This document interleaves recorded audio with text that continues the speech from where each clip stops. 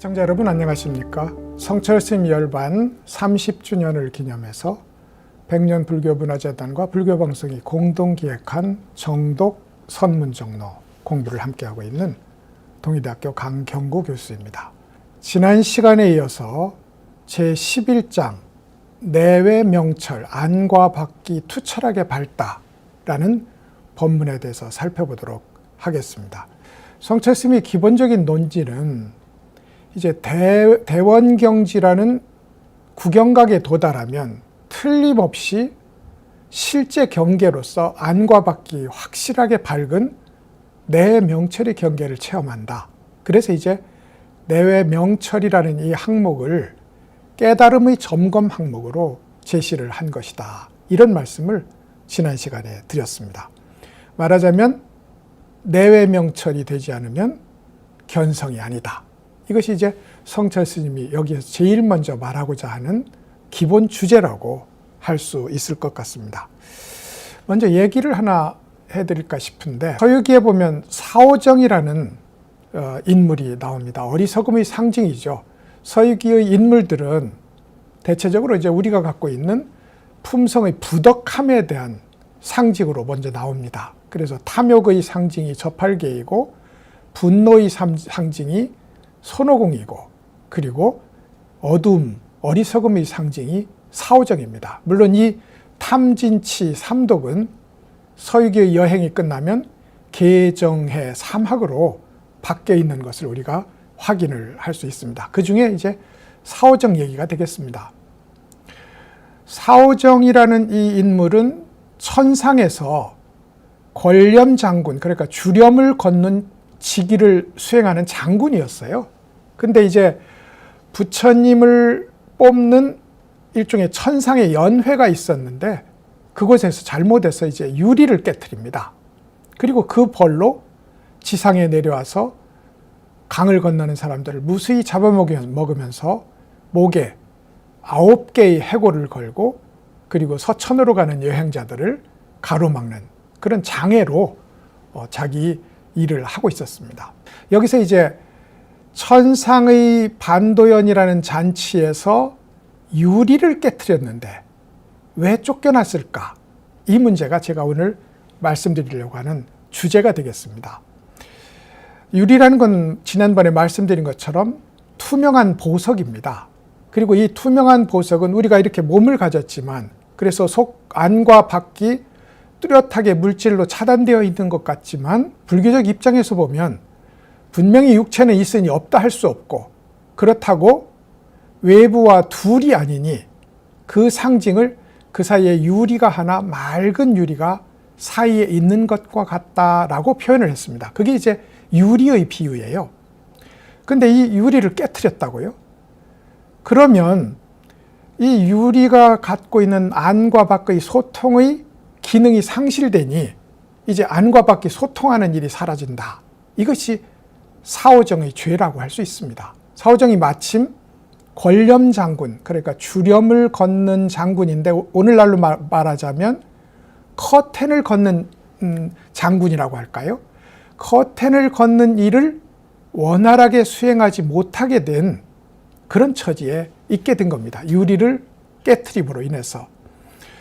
그러니까 이제 우리한테는 커튼이 5개쯤 있다고 보면 될 것 같습니다. 안과 밖을 격리하는 커튼이 물질적 커튼이 있고 느낌의 커튼이 있고 생각의 커튼 그리고 관습의 커튼 그리고 마지막에 깊은 잠재의식의 커튼이 우리 앞에 중중으로 겹쳐져 있어서 안과 밖을 차단하고 있다. 이것이 우리 어둠의 정체다. 바깥에는 유리벽 바깥에는 찬란하게 태양이 빛나고 있는데 중층으로 5개의 커튼이 두루두루 가리고 있으므로 밖의 햇빛이 혹은 본래의 빛이 밝게 빛나지 못한다. 이 사오정은 원래는 그 커튼을 걷는 일을 직책으로 삼고 있었는데 유리를 깨트림으로 인해서 그 직책을 수행하지 못하게 되었다. 이것이 사오정의 죄다. 그러니까 이제 사오정의 어리석음이라는 것이 곧 불교에서 말하는 근본 무명의 시작을 가리키는 상징이라는 것을 우린 여기서 금방 확인을 할 수 있습니다.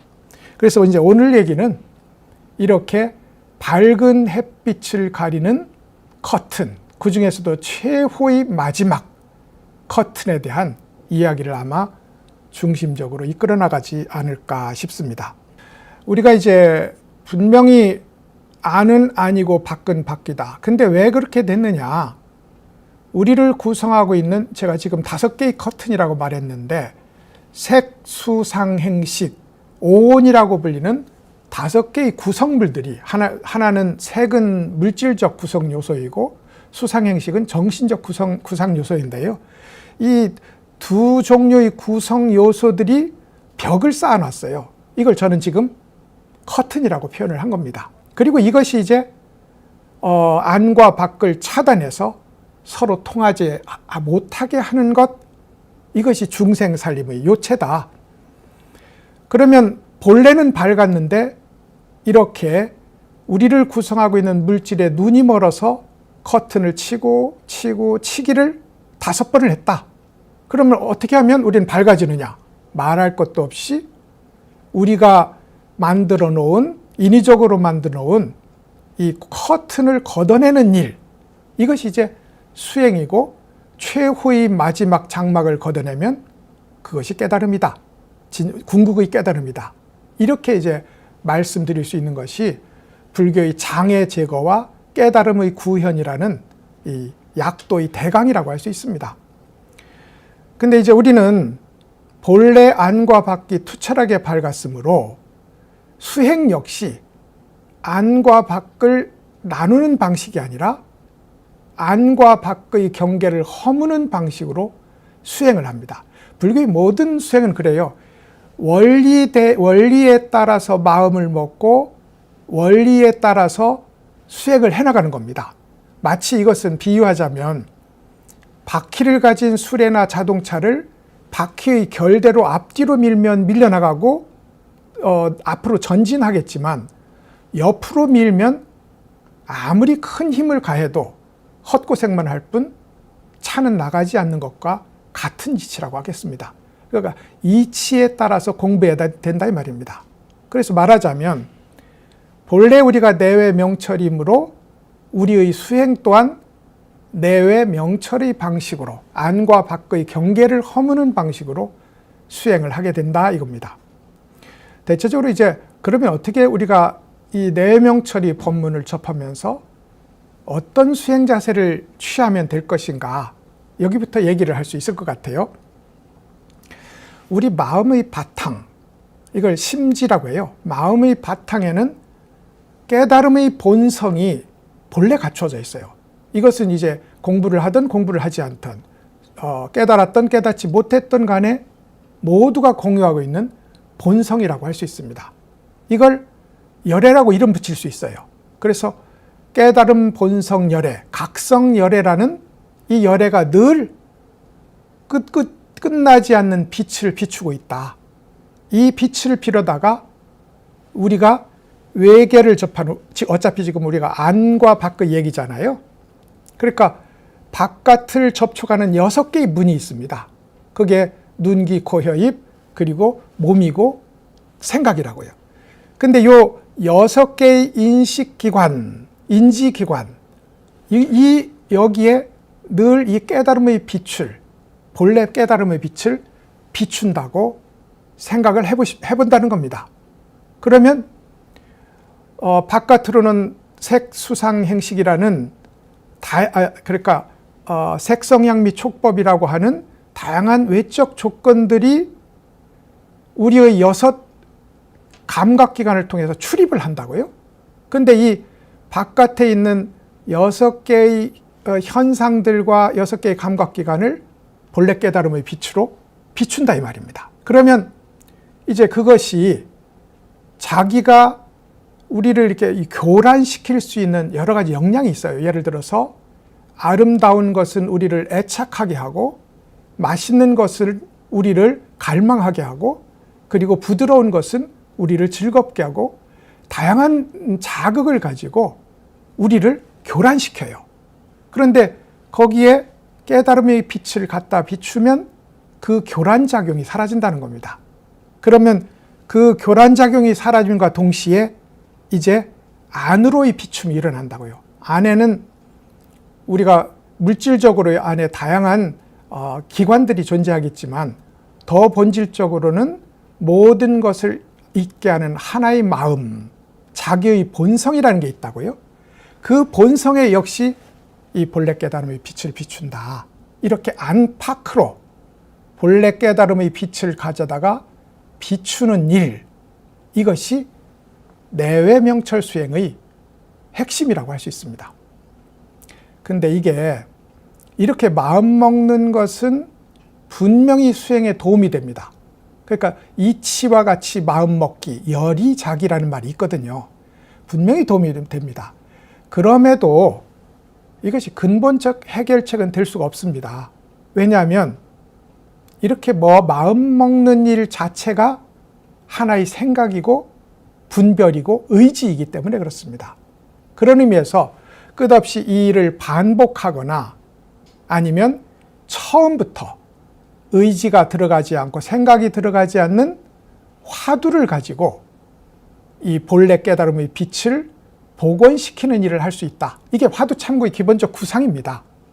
그러니까 이것을 마음을 먹고 그렇게 지향하는 방식으로 거듭 반복하거나 아니면 이러한 마음을 가지고 화두 참고를 하는 일, 이것이 이제 내외 명철 수행법의 요체다 하는 것이 이제 일반적인 경전의 입장이 되겠습니다.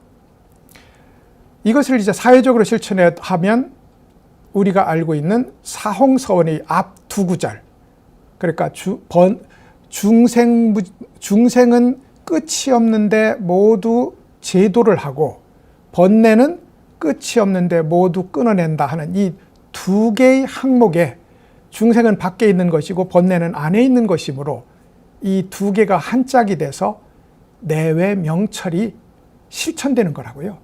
그런 의미에서 우리는 중생 제도가 나 스스로 중생이면서 중생 제도에 임할 수 없다. 이게 성철 스님의 기본적인 입장입니다. 그러니까 스스로 내외 명철을 실천하는 입장일 때 비로소 중생무변 서원도 번뇌무진 서원단의 이 일이 바로 실천의 영역으로 들어갈 수 있다. 이게 성철 스님의 얘기라고 할 수 있습니다. 역시나 사홍서원의 앞 두 구절, 가장 중요한 두 구절이 내외 명철의 실천에 있어서 구체적 실천 현장이 된다는 것을 우리는 한번 짚어볼 필요가 있다고 말씀을 드리고 싶습니다. 내외 명철의 설법들을 주로 이제 능엄경에서 가져왔는데 역시 능엄경의 구절에 대한 감산덕청 스님의 해설을 가지고 성철 스님이 우리에게 전달하려고 하는 의미가 무엇인지를 살펴보도록 하겠습니다. 번호로 보면 인용문 11-6이 되겠고요. 페이지로는 563페이지가 되겠습니다. 한번 제가 읽어보도록 하겠습니다. 번뇌를 일으키는 대상 경계가 사라져 고요하게 되면 몸과 마음의 안팎이 한순간에 청정해지고 시방세계가 환해진다. 비유하자면 투명한 유리 속에 밝은 달을 담은 것과 같으니 통쾌하지 않겠는가. 바로 이렇게 근본 무명을 단번에 타파해서 제8식의 종자를 일순간에 산산조각 내는 것이다. 이랬어요. 번뇌를 일으키는 대상 경계가 사라지려면 제일 좋은 건 대상 경계를 접하지 않으면 됩니다. 그러니까 노자도 욕망하는 바를 눈앞에 있도록 하지 않게 하고 좋은 소리를 귀에 들어가지 않게 하고 좋은 맛을 입에 들어가지 않게 하는 것을 하나의 길로 제시한 바도 있어요. 근데 이제 그건 지극히 소극적인 거라고 할 수 있습니다. 불교에서도 우선은 번뇌를 일으키는 대상 경계가 사라지기 위해서 계율이라는 방법을 씁니다. 당장 우리가 살생, 도둑질, 음행, 그리고 거짓말이라는 소위 기본적인 번뇌가 있는데 그 번뇌의 핵심을 능엄경에서는 음욕이라고 봅니다. 그것은 마치 피부와 같고 그 밖의 번뇌는 피부에 난 솜털과 같다는 겁니다. 그러니까 능엄경에서는 주로 음욕의 해소를 가지고 다른 번뇌의 해소를 다 유사한 예로 처리하는 그런 논조를 취해요. 그럼 이제 음욕이라는 것을 흔들리지 않기 위해서 이 대상경계를 없애기 위해서 어떻게 하면 좋으냐? 산속에 숨어서 안 만나고 살면 된다. 이건 이제 불교가 추구하는 바는 아니지요. 왜냐하면 어디까지나 대승불교는 중생들이 살림 속에서 일어나는 일이기 때문에 그렇습니다. 그래서 이제 두 가지 방식을 취합니다. 하나는 그러한 그러한 욕망을 일으키는 부수적 조건이 있어요. 불교에서는 이걸 오신체라고 부릅니다. 예를 들어서 파, 마늘, 부추, 흥거 이런 자극성 있고 강장제적 성격을 띠는 음식을 먹지 않는 것을 능엄경에서도 이야기를 합니다. 그러면 당연히 그것을 촉발시키는 에너지가 사라지므로 이제 그것이 대상 경계가 사라지게 하는 첫 번째 요인이 된다는 겁니다. 두 번째는 직접 상대해야지요. 그러니까 우리가 삿된 음행을 막는 계율을 지킵니다.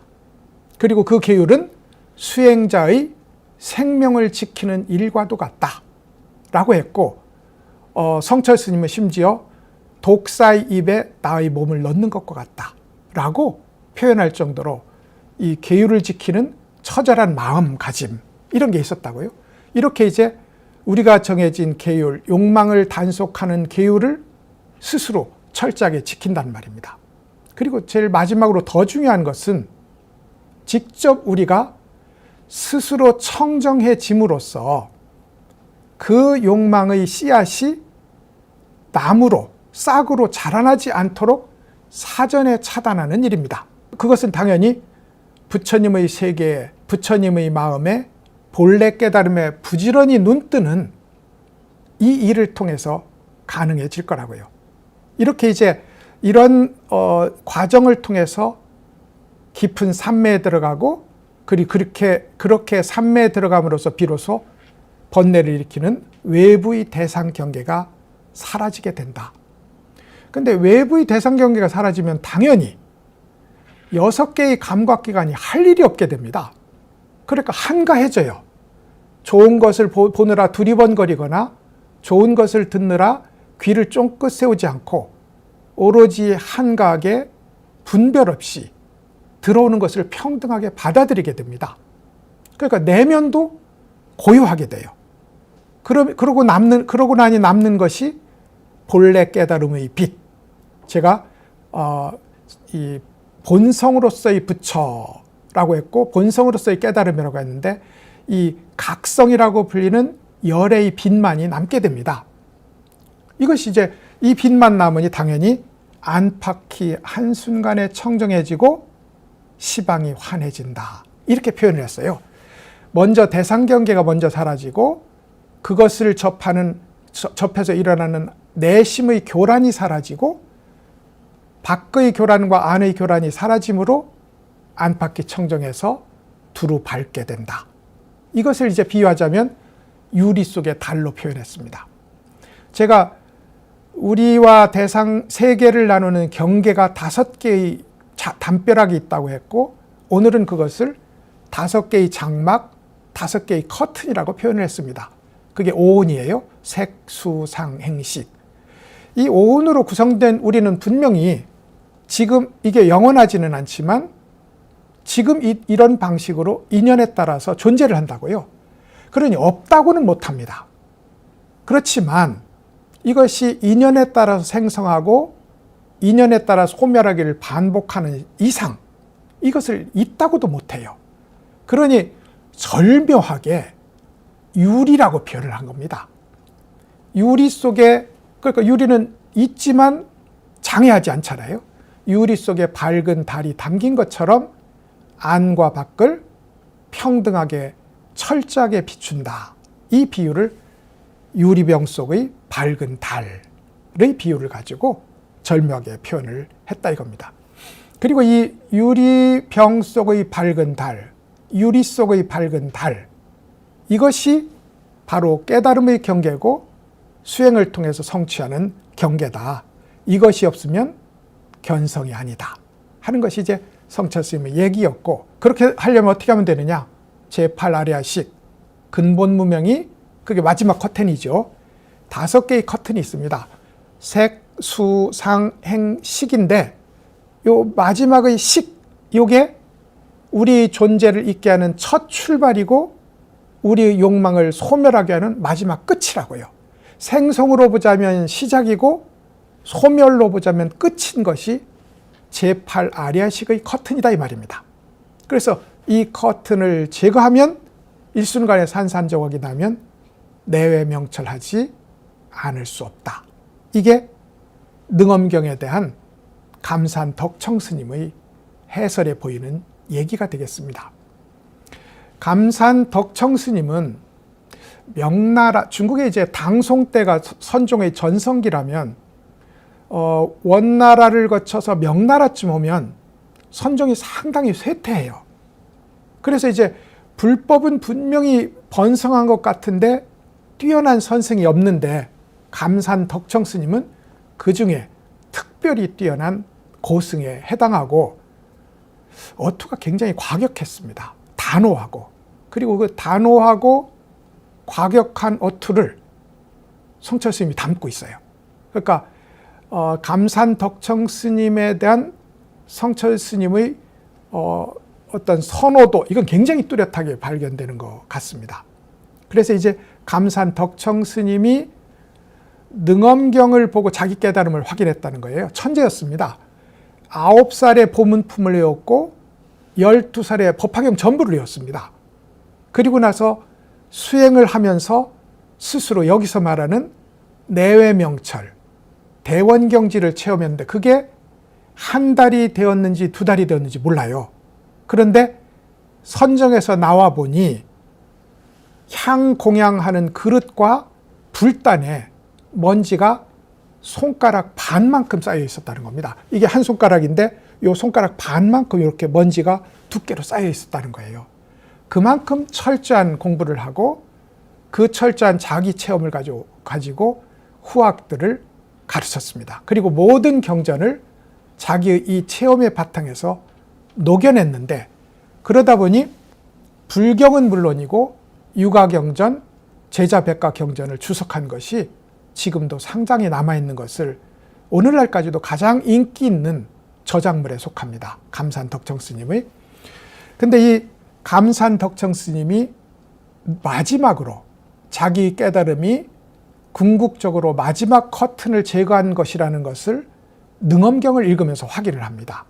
그리고는 이제 지금 이 해설이 담겨 있는 능엄경 통이라는 유명한 저수를 내놓게 됩니다. 성철 스님도 자주 인용하는 구절에 해당하고요. 그래서 이제 말씀드린 것처럼 능엄경에서는 음욕을 모든 번뇌의 대표로 보고 그것을 끊기 위해서 보조적 요인, 주된 요인, 그리고 본격적 해결책이라는 3단계를 제시하면서 그 공부를 심화시키고 궁극적으로 번뇌를 끊고 지혜를 완성하는 그 길을 제시했다.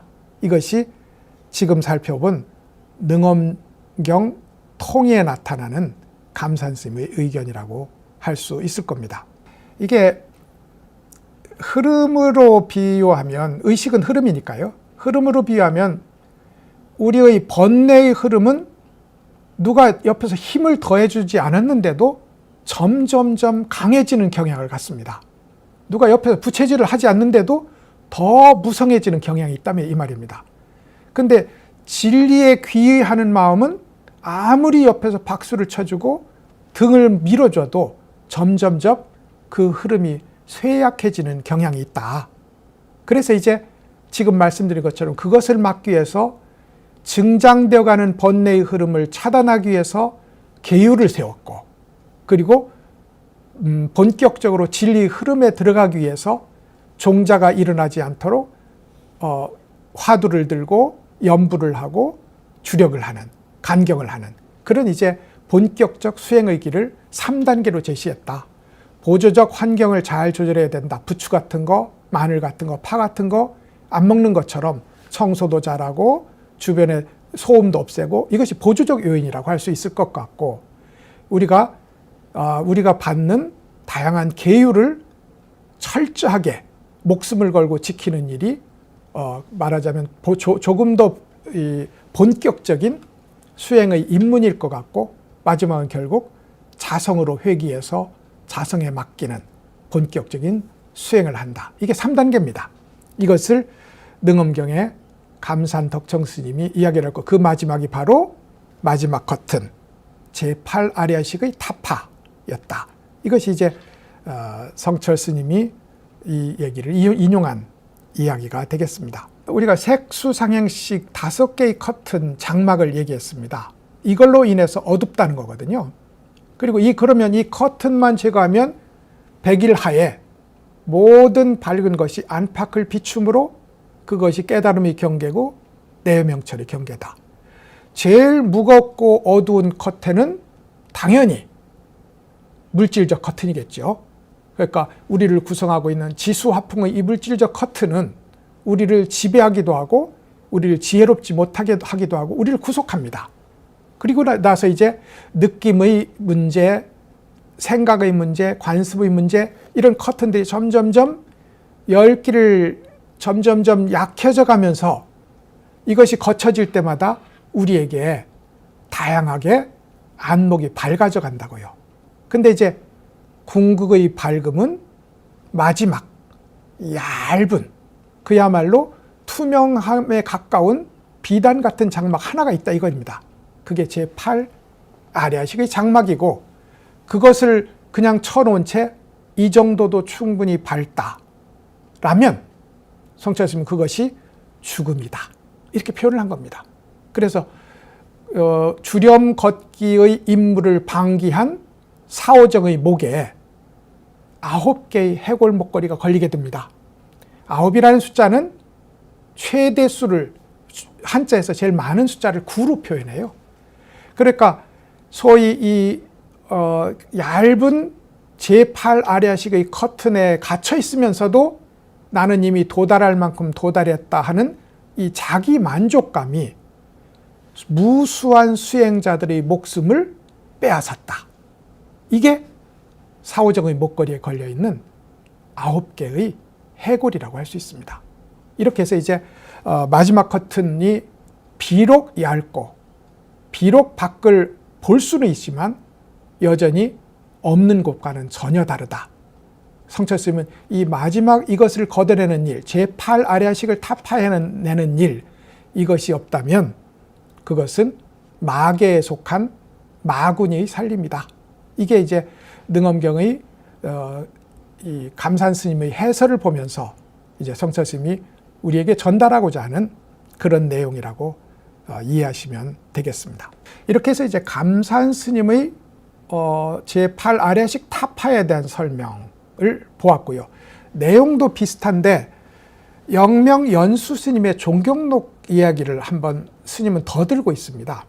스님의 이 선문정로 논술은 두 가지 방식을 취하고 있습니다. 하나는 기승전결, 그러므로 그렇다는 기승전결의 방식을 취하기도 하고 다른 하나는 증거를 다양하게 제시하는 병렬의 방식을 취하기도 합니다.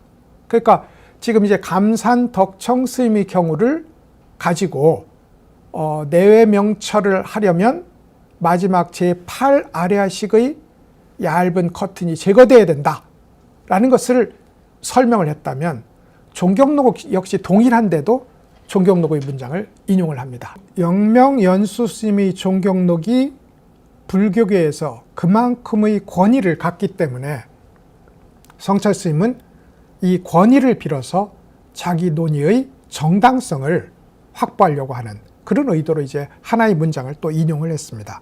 내용은 비슷한데 읽어보도록 하겠습니다. 565쪽이 되겠고 내용은 제가 읽어보도록 하지요. 식음이 멸진하면, 식음이라는 것은 색수상행식의 식의 마지막 제8 아레아식의 구성 요소, 이게 식음이 되겠습니다. 식음이 멸진하면 비로소 지위를 뛰어넘어 얻을 것 없음을 깨달아 궁극의 깨달음을 남김없이 성취한다. 그것은 맑은 유리 속의 보배달을 머금은 것 같다. 역시 유리 속의 달이라는 비유가 동시에 쓰이고 있고 팔식의 멸진, 타파에 대해서 같은 이야기를 하고 있는 걸 볼 수 있습니다. 그러니까 결국은 우리가 색, 수, 상, 행식, 우리를 구성하는 구성 요소들로부터 일어나는 교란작용을 뛰어넘고 극복한다 할지라도 제일 마지막에 만나게 되는 감지할 수 없는 이 장막, 그것이 제8 아리아식의 장막이죠. 이것을 걷어내지 않는 한 깨달음은 더 전진할 수 없을 뿐더러 다시 미혹이 시작될 수도 있다. 이것이 이제 성철 스님의 기본적인 입장이고 영명 연수 스님이 종경록에서 한 말씀이기도 합니다. 그러므로 식음이 멸진해야 된다. 제8 아리아식의 구성 요소가 사라져야 된다. 그러면 지위를 뛰어넘게 된다. 그러니까 영명 연수 스님의 이 종경록은 기본적으로 도노의 그 방점이 찍혀져 있습니다. 물론 점수론을 아예 부정하는 것은 아니지만 도노라야 된다 혹은 도노를 지향해야 된다 하는 이 의도는 굉장히 분명하다고요. 그래서 성철 스님이 좋아한 것이기도 하고요. 근데 단 식음만 타파하면 그러면 우리가 차례대로 겉으로부터 색, 수, 상, 행식 거친 것으로부터 미세한 것으로 하나하나 타파해 나가는 길도 있고 이게 점수죠. 근데 실제로 화두를 참고하거나 연부를 하다 보면 단번에 부처의 경계로 쑥 들어가는 지위 초월의 기적 같은 일이 일어나기도 한다. 그리고 선종과 중국 불교의 대부분은 이 도노의 가능성을 활짝 열어놓은 그런 불교였다. 이렇게 말할 수 있는 거거든요. 그래서 지위를 뛰어넘어 이랬어요. 지위를 뛰어넘어. 얻을 것 없음을 깨달아. 우리는 범부가 깨달음을 얻는다고 말하지만 실제로는 우리가 본래 우리 속에 이렇게 대지처럼 마음의 바탕이 이미 깨달음 그 자체였다고요. 그래서 이제 우리 스스로 갖추고 있는 것이므로 얻을 수 없습니다. 마찬가지로 이 세계의 실상은 분명하게 부처님의 흔적이 드러나 있다고 확인되는 이것이 바로 부처다라고 잡아서 보여줄 수 있는 게 없어요. 그럼에도 세상의 만사 만물은 부처님의 법을 증명하고 있고 부처님을 대신해서 설법을 하고 있다고요? 그러면 저렇게 우수한 변화무쌍한 만물들을 내려놓고 별도로 잡을 수 있는 진리가 따로 없다. 이런 의미에서 얻을 것이 없음을 깨닫는 것이 곧 깨달음입니다. 내가 어젯밤 공부를 하니 특별히 멋진 이런 경계를 만났다. 이건 깨달음이 될 수 없다 이 말입니다. 그게 아니라 아무리 공부하고 아무리 공부해도 어디에도 없고 어떤 것도 아니었다. 그런데 눈을 떠보니 모든 곳에 그것이 있고 모든 것이 그것이었다. 이게 정확한 깨달음의 현장에 대한 묘사라고 할 수 있어요. 그것을 연수 스님은 얻을 것 없음을 깨달아 이랬어요. 이게 궁극의 깨달음이죠. 궁극의 깨달음을 남김없이 성취를 한다. 그것은 마치 유리 속의 보배달과 같다. 그러니까 결국은 내 명철의 동의어로 쓰이는 유리 속의 보배달, 이거는 깨달음의 실제 경계지 우리가 이것을 비유하자면 이란 말도 통하지 않을 정도로 이 내외 명철의 실경계를 잘 표현한 말이라고 평가를 받는 것이 유리 속의 보배달의 비유라고 할 수 있습니다. 종경록은 100권이니까요. 중국에서 나온 가장 방대한 불교 저서의 하나이고 굳이 표현하자면 불교 전서쯤 되는 책이라고 할 수 있습니다. 영명 스님은 천태화엄, 유식, 정토에 두루 밝았고 무엇보다도 이제 선에 확고한 견처가 있었습니다. 그래서 선이라는 용광로에 모든 불교사에 명멸했던 전적들을 다 녹여내서 그야말로 이것 하나만 있으면 길을 잃지 않고 부처님의 뜻을 곧바로 따라갈 수 있다는 의미에서 수행자의 거울로 제시한다.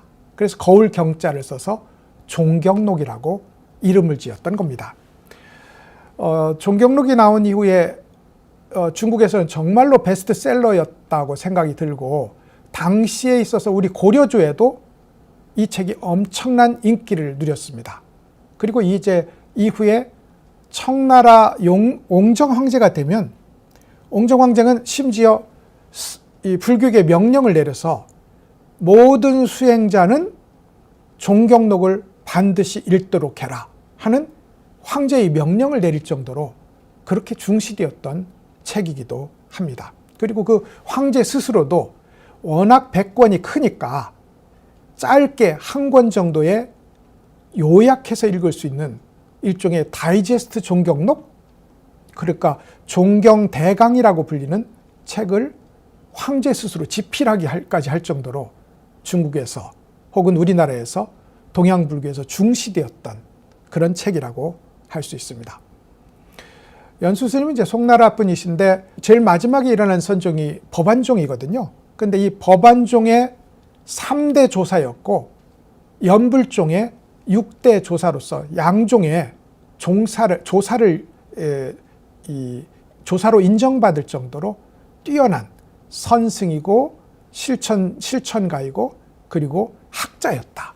이게 이제 영명 연수 스님에 대한 평가가 될 겁니다. 어쩌면 비록 분량은 차이가 많이 나지만 성철 스님의 이 선문 정로가 바로 영명 연수 스님처럼 선의 용광로에 모든 경전의 내용을 하나로 녹여낸 그 모델을 따르고 있다라고 평을 할 수도 있을 정도로 영명 연수 스님의 종경록과 선문정로의 친연성은 매우 두드러진다. 이렇게 말씀을 드릴 수 있을 것 같습니다. 이렇게 해서 이제 식음의 멸진, 말하자면 제8아랴식이 멸진할 때 마지막 커튼이 걷어지면서 유리 속의 달과 같은 내외 명철의 경계가 드러난다. 이것이 영명 연수 스님 역시 똑같이 주장했던 이야기가 되겠습니다. 그러니 우리가 결국 공부를 하는 입장이라면 이런저런, 그러니까 예를 들어 색수상행식이니까 말입니다. 물질적 장애, 느낌적 장애, 이걸 하나하나 걷어내는 방식으로 수행에 임할 것이 아니라, 이건 선종의 주장입니다. 그것이 아니라 막바로 제8아랴식의 이 무명을, 근본 무명을 걷어내는 일에 착수를 할 필요가 있다. 이걸 영가 현각 스님, 증도가를 썼던 육조 스님이 제자였잖아요. 근데 영가 현각 스님은 오로지 근본만을 상대할 뿐이지, 근본이라는 건 열애의 본심, 열애장, 마지막 무명의 커튼을 걷어낸 열애의 본마음만 상대할 것이지, 그 밖의 소위 수행의 힘 혹은 신통력 혹은 다른 어떤 불교적 미덕 이런 것에 지나치게 마음을 쓰지 말라. 이것이 영명 연수 스님과 똑같은 입장을 취했던 이 증도가의 영가 스님의 주장이기도 합니다. 그러니까 그렇게 하고 나면, 그러니까 그렇게 내외 명철에서 안과 밖으로 두루 자유로우면 비로소 중생의 제도, 번뇌의 단진이 자기 스스로 쉽게 자유롭게 진행될 수 있다. 이것이 영가 스님이 종경록에서도 한 말씀이기도 합니다. 그러니까 참 아무리 생각해도 중생제도라는 이 우리의 대승불교의 숙제는 자기의 성불이라는 이 기본적인 문제와 결코 떨어질 수 없다. 나의 성불을 떼어놓고 중생제도만 얘기할 수는 없는 것이 이 불법의 구조이다 하는 것을 연수스님의 설법이나 이 종경록의 설법을 통해서 확인을 할 수 있을 것 같고, 성철스님이 한결같이 스님의 사회적 헌신은 깨달음에 매진하는 일로부터 시작되어야 된다 하는 이 얘기에 집중되어 있었던 것이 아닐까 싶습니다.